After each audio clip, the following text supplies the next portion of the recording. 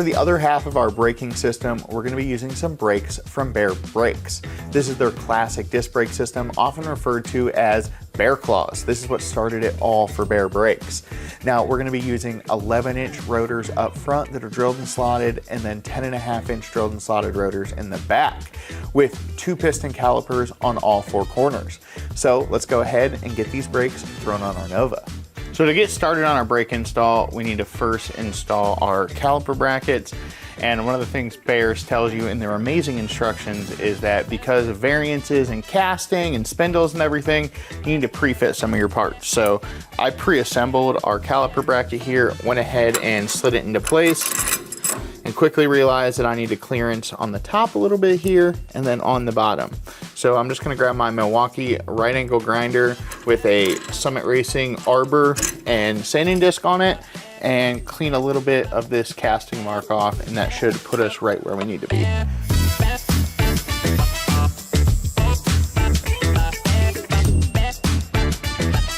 So we got our spindle clearance. Now it's time to install our caliper bracket, and because we have 2-piece spindles, we're going to use the bag of bolts that has the longer 2 different length bolts in it.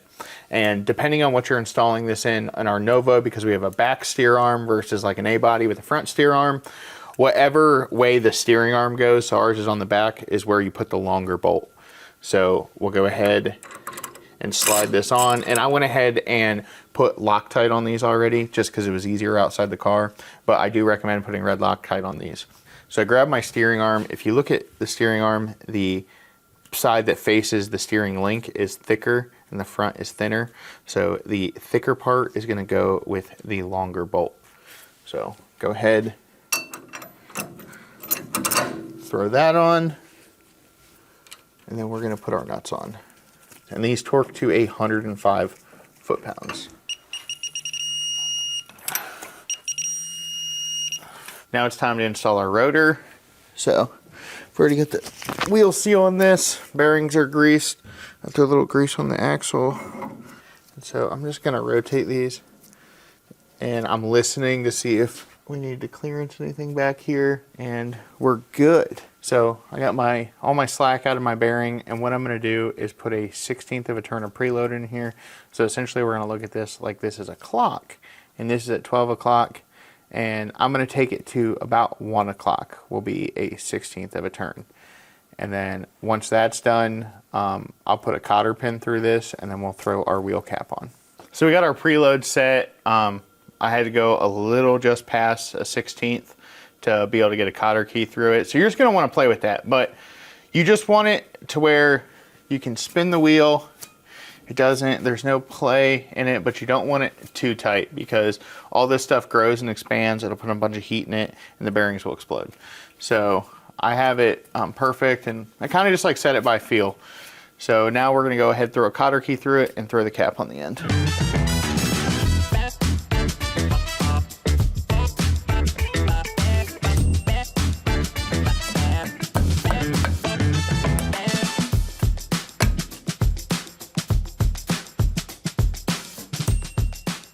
So we have our caliper bracket ready to install, and these are different left to right.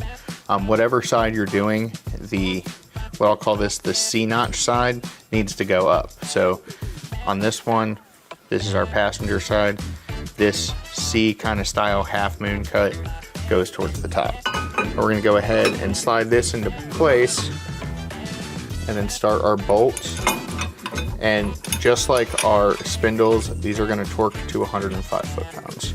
Just like the other stuff, as we install more parts, we're just gonna go ahead and rotate our rotor and make sure nothing has a clearance issue.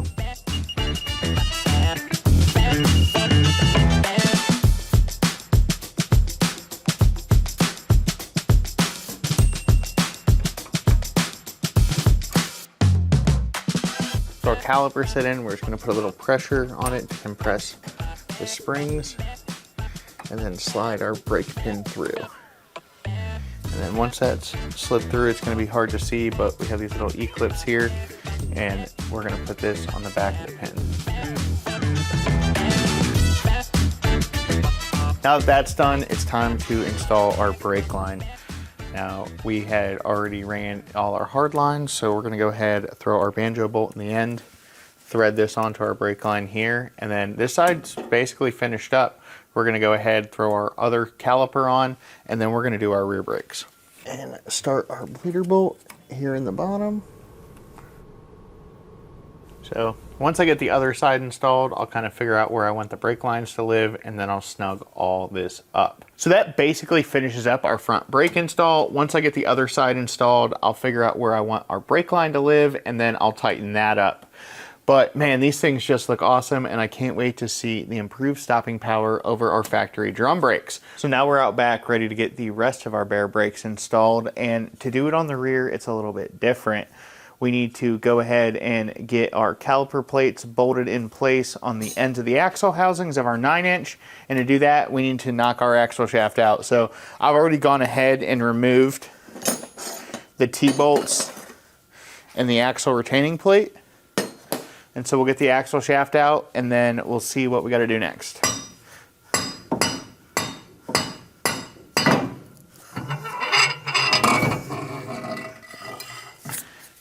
Just look at how beefy the axles for our 9-inch is. That is absolutely awesome.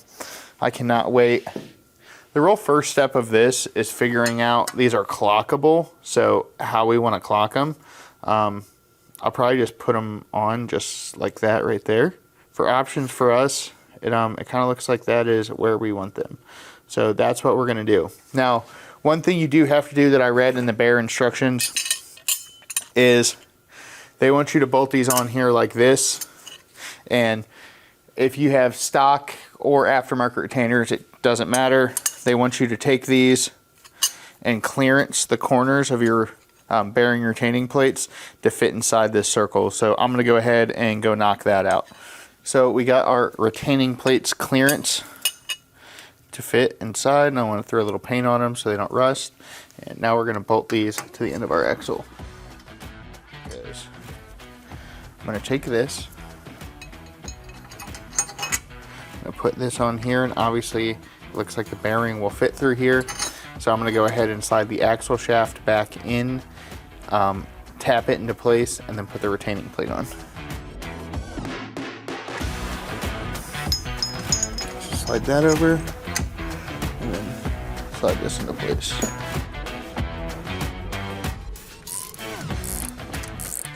These are all snugged up, so we're going to go ahead and torque them to 35 foot-pounds. So now we need to set our pads up with our hardware to load them in our caliper brackets and calipers. So I have all our little brake pad clips here, and we're simply just going to slide these into place. Just going through the bottom of the caliper like this, and we'll slide this kind of up into place, and that's how that loads in the caliper. Insert it from the bottom, put this tab on top, and then you're going to push it as far as you need to that way, while putting pressure on the bottom to be able to get this clip on this side. It can be really tough. Baer has really great demonstrations of this in their instructions. Now that we got this clip inserted, we're going to go ahead and get our caliper bracket installed on the car itself. Then we'll put a little bit of lube here where the pads touch. Then we'll load our pads in our bracket and put our caliper on. So we're getting really close to getting these brakes finished up. So let's get our caliper bracket installed.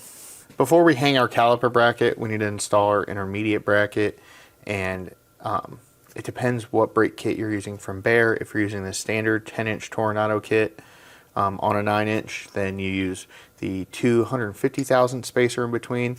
If you're using the like 11.65 like we are, you need to use the 250,000 spacer plus a 60,000, and that'll ensure that your caliper is centered.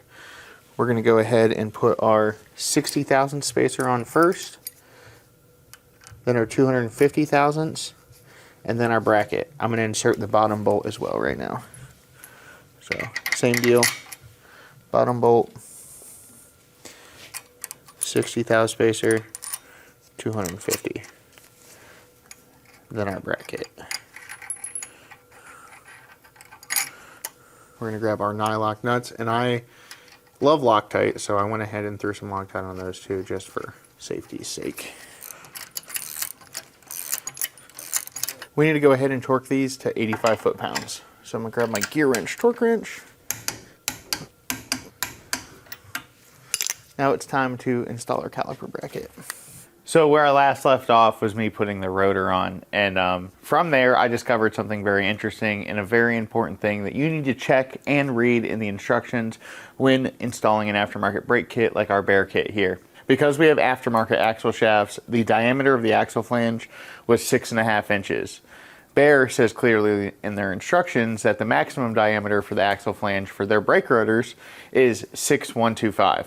So obviously we had 375 thousandths that had nowhere to go. So I couldn't get the rotor hat to slide all the way on. So took the axle shafts out, went to the machine shop, and we went ahead and had these turned down so the axle hat would fit over them. But we're all good now. The rotors go on, and checking your axle flange diameter and making sure all of the parts you're using fit together properly is very, very important. So with that, let's go ahead and get our rotor on, our caliper bracket, and get this brake job finished up.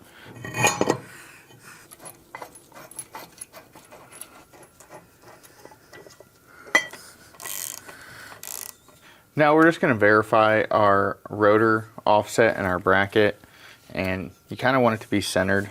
So I have about 60 thousandths worth of feeler gauges here. With that done, now I'm going to go ahead and torque the bracket to 85 foot-pounds. From here, it's time to install our pads, and I'm going to install a little brake lube where our brake pads ride. A little bit of this goes a long way.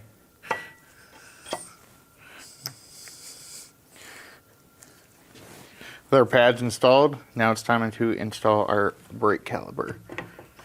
So I went ahead and threw a little blue Loctite on our caliper bolts because I want to be able to get them out again. We're almost done with our Nova suspension install. We just have a couple odds and ends that we need to finish up, like getting the rest of our steering complete and getting our Detroit Speed sway bar on the front. Besides those, we have to get our traction bars on the car as well. And to be able to do that, we need to get it off the lift, because where I have the lift arms currently, we're unable to install the traction bar.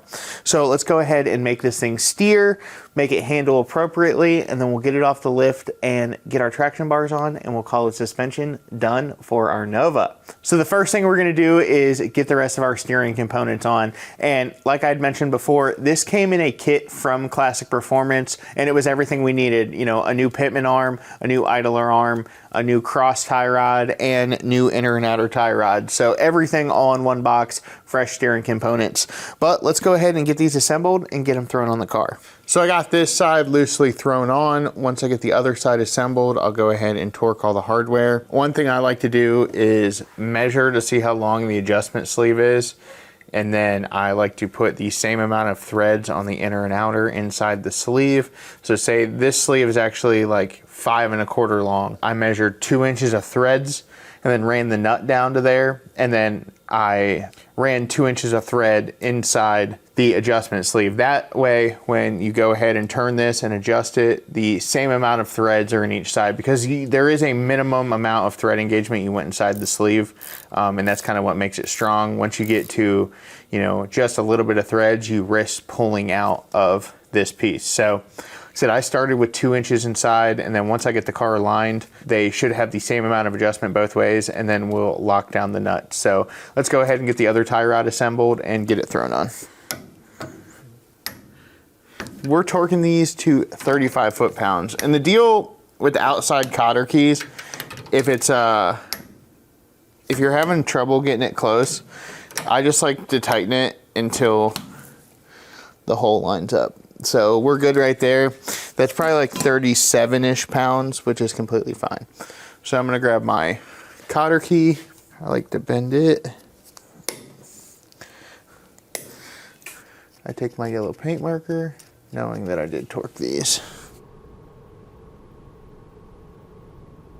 Now it's time to get our front sway bar installed, and a little tip for you guys doing this with the engine in your car to make it a lot easier. Detroit Speed recommends that you actually drop one of the control arms, one of the lowers, so you're able to manipulate it a little bit more. But because we don't have an engine in our car and we're able to kind of put this thing in upside down and then flip it back to position, we're able to do it without doing that. So, but I'm just gonna go ahead and feed it into place here. I have Cody on the other side.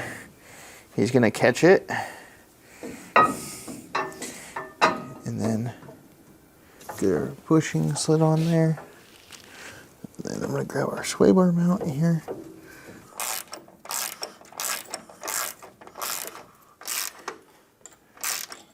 Now we'll go ahead and install our sway bar end links, and I have our sway bar end link bolts here. I put a washer on one of our bushings, put another bushing on, followed by a washer, followed by the sleeve, yet another end link washer, end link bushing. Then I'll kind of push that into place. Another bushing, washer, and nut. Before I go ahead and tighten this down, I'm gonna go assemble the other side as well. So I got our end links installed and tightened, and these don't have a torque spec. You're actually just supposed to tighten them until the bushing starts to compress. So I watched till all 4 bushings were seated and started to slightly compress, and then I called it quits. It's got a nylock on it, so it'll hold it in place. But for our sway bar bushings, these are torqued to 25 foot-pounds.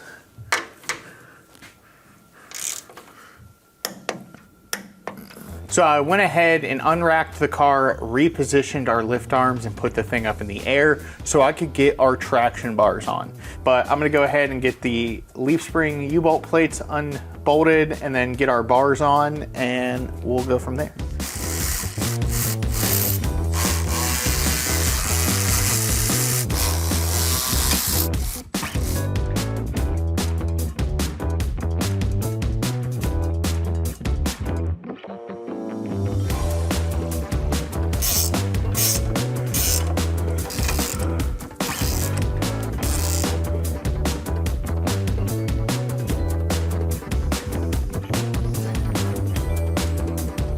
With our traction bars installed and our Nova back on the ground, that finishes up our suspension episode. You know, this thing got a bunch of great parts from Detroit Speed, a rear end from Curry, some classic performance steering parts, and a bunch of other little odds and ends. We even went ahead and got the brakes done while we were doing the suspension.